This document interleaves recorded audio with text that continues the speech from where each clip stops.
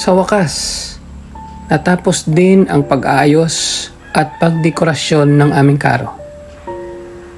Ang bawat detalye ay bunga ng oras, pagod, at pagtutulungan ng bawat isa.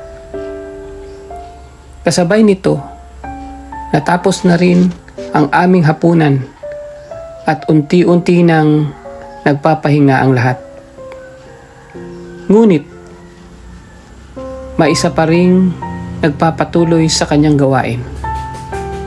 Ang aming pinsan na abala pa rin na nagpaplansya ng kasuotan para sa karo.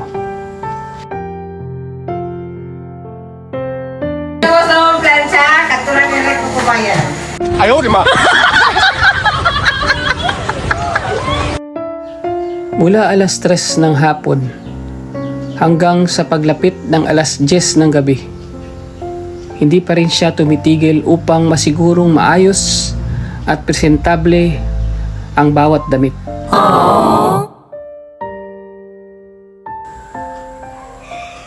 Sa kabuuan, ang aming paghahanda ay hindi lamang tungkol sa pagtatapos ng gawain, kundi sa pagbibigay halaga sa bawat ambag ng bawat isa.